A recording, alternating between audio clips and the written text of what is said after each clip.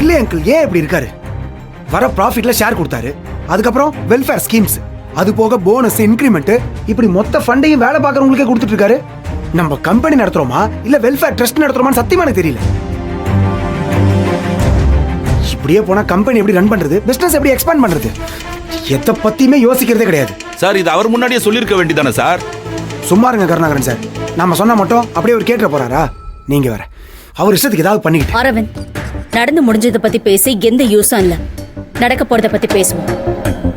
6 மாசத்துக்கு அப்புறம் அங்கிள் சொன்ன மாதிரி கம்பெனி இதை விட பெட்டர் பொசிஷன்ல இருக்கலாம், இல்லாமையும் போகலாம். அதனால 6 மாசத்துக்கு அப்புறம் தான் இன்கிரிமெண்ட்னு சொல்லி சம்பளத்தை கொடுக்க சொல்லுங்க கருணாகரன். அது போதும். இந்த 6 மாசத்துடைய மொத்த இன்கிரிமெண்ட் அமௌண்ட்டையும் சேர்த்து கொடுக்கறோம்னு சொல்ல வேண்டாம். ரொம்ப ஈஸியா சொல்றீங்களா மேடம்? நாளைக்கு தில்லை சாருக்கோ மகேஷ் சாருக்கோ தெரிஞ்சா பிரச்சனை ஆகாதா? சார், நாம சொல்றதுதான் அப்பாவுக்கும் பையனுக்கும் இன்ஃபர்மேஷன். அதெல்லாம் ஒன்றும் தெரியாது, மித்ரா சொல்ற மாதிரியே பண்ணுங்க. அப்புறம் இன்னொரு முக்கியமான விஷயம், சம்பளத்தை இப்பவே கவர்ல போட்டு அவங்க டேபிளுக்கே கொண்டு போய் கொடுக்க சொல்லுங்க. நீங்க கொடுக்க வேண்டாம். எதுக்கு மேடம்? வேலை பிஸியில கொடுத்தா எவ்வளவு சம்பளம் கொடுத்துருக்கோன்னு பார்க்க கூட டைம் இருக்காது. அதை மீறி பார்த்து கேட்டாலும் இன்னைக்கே எக்ஸ்பிளைன் பண்ணி முடிச்சிடலாம். சரிங்க மேடம், கொடுத்துருவோம்.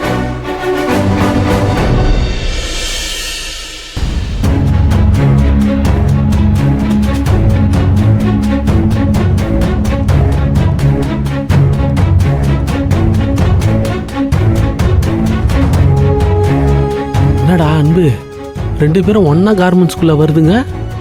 இன்னைக்கு என்ன 7:30 இழுக்க போதுங்கன்னு தெரியலையே.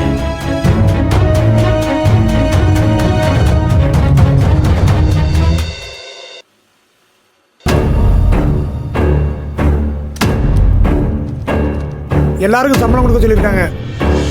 இந்தாங்க. என்ன செக்யூரிட்டி, என்ன வழக்கமா சாயந்தரம் தான் சம்பளம் கொடுப்பாங்க, இன்னைக்கு என்ன காலையிலே கொடுக்குறீங்க? தெரியாதுமா.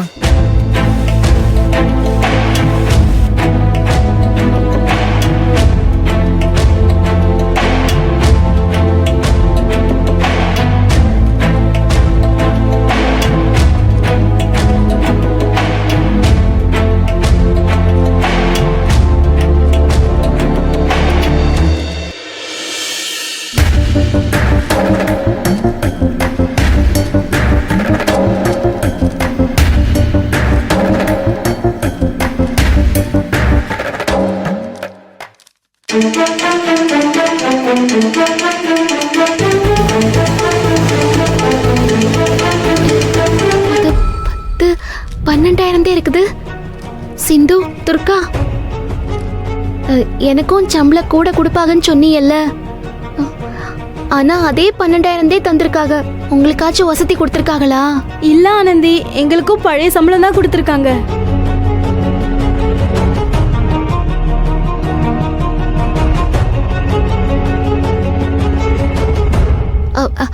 அண்ணே அண்ணே, ஒரு நிமிஷம் அண்ணே. என்னம்மா? பழைய சம்பளந்தே கொடுத்திருக்காங்க. இன்னைக்கு எங்க 3 பேருக்கும் சம்பளம் வசதி கொடுக்கணும்னே. அதை பத்தியெல்லாம் எனக்கு எதுவும் தெரியலம்மா, நீ மேல இருக்கிறவங்கள தான் கேட்கணும். என்ன ஆனந்தி, என்ன பிரச்சனை? அன்பு, இந்த மாசம் சம்பளம் வசதி கொடுப்பாங்கன்னு இந்த பொண்ணுக்கு நம்பிக்கை இருந்துச்சு. பழைய சம்பளந்தே கொடுத்திருக்காங்க. ஆமாண்ணா, நாங்க ட்ரைனிங் டெய்லரா வேலைக்கு சேர்ந்து 6 மாசம் ஆகுது. ஆனந்தியும் இப்ப டெய்லர் ஆயிட்டா. அப்ப எங்களுக்கு சம்பளம் ஏத்தி கொடுக்கணும். ஆனந்திக்கும் ட்ரைனிங் டெய்லர் சம்பளம் கொடுக்கணும்ல.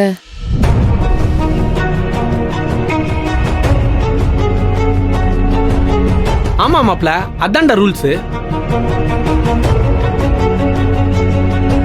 சரி வாங்க போய் கேட்போம். நில்லன்பு,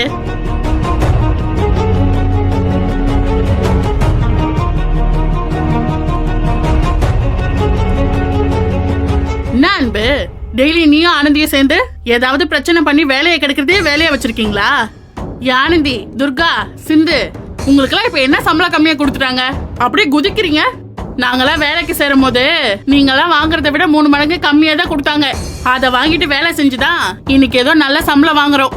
உங்களை மாதிரி உள்ள வந்ததோ சம்பளம்னு ஒன்னும் நச்சரிக்கல.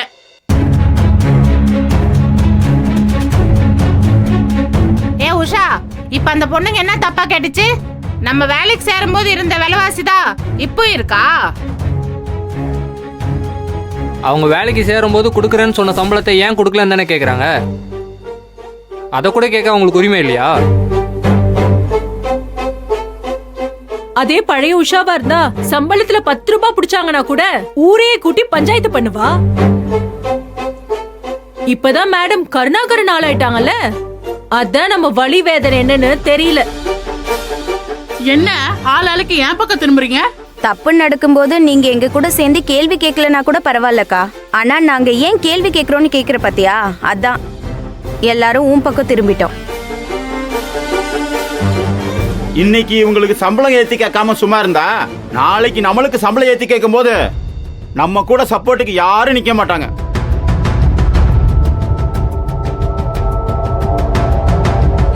மேடம், நான் தான் பிரச்சனை வெடிக்கும்னு சொன்னேன்ல மேடம். அந்த பட்டிக்காடு இப்ப கரெக்டா கொளுத்தி போட்டா பாத்தீங்களா? நீங்க போய் பேசி சமாளிங்க, முடியலன்னா நான் வரேன். சரிங்க மேடம். இது சும்மா விடக்கூடாது, வாங்க என்னன்னு போய் கேட்போம். வாங்க. என்ன பிரச்சனை அங்க?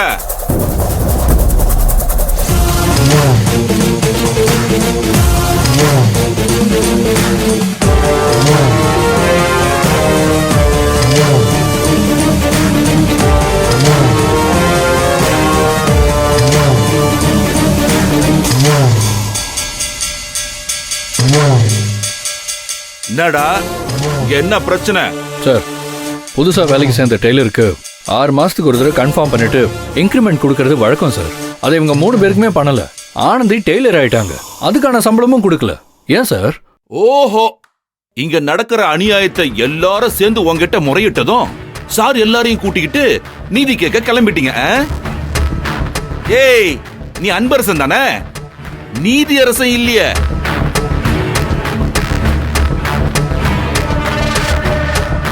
சார், இன்க்ரிமெண்ட் ஏன் கொடுக்கலன்னு சொல்லுங்க. ஆனந்தி ட்ரெயினி டெய்லரா இருக்காங்கல்ல, அதுக்கான சம்பளம் ஏன் சார் கொடுக்கல? முதல்ல அதுக்கு பதில் சொல்லுங்க. என்ன பதில் சொல்லுவேன் உங்களுக்கு?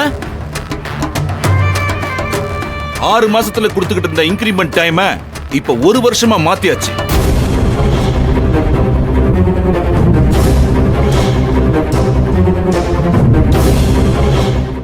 இன்னும் 6 மாசம் கழிச்சுதான் இந்த பொண்ணுங்களுக்கு எல்லாம் இன்கிரிமெண்ட். அத நீங்க யாரும் சொல்லலனாலும் நாங்களே கொடுப்போம். 1 வருஷமா? அது எப்ப சார் மார்ச்? சர்க்குலர் எதுவும் வரலையே சார், நோட்டீஸ் போர்ட்லயும் எதுவும் ஒட்டலையே. இந்த மாசம் தான் முடிவு பண்ணிருக்காங்க, இனிமே தான் வரும். என்ன சார் இது அநியாயமா இருக்கு? ஏய் நிஷா, என்ன பெரிய அநியாயத்தை கண்டுபிடிச்சிட்ட நீ? நீங்க எல்லாம் வேலைக்கு சேரும்போது வேலை பார்த்த மாதிரி தான் இப்ப வேலைக்கு சேர பொண்ணுங்க எல்லாம் வேலை பாக்குறாங்களா? இதுங்க வேலை பாக்குற லட்சணத்தை பொறுத்துதான் இதுங்களுக்கு இன்கிரிமெண்ட். சார், துர்காவும் சிந்துவும் இன்க்ரிமெண்ட் வாங்குறதுக்கு இன்னும் 6 மாசம் ஆகும்னு சொல்லிட்டீங்க, ஓகே. ஆனா ஆனந்திக்கு ட்ரெயினி டெய்லர் சம்பளம் ஏன் சார் கொடுக்கல? யாரு இவ? டெய்லரா? நல்ல ஜோக்குடா டேய்.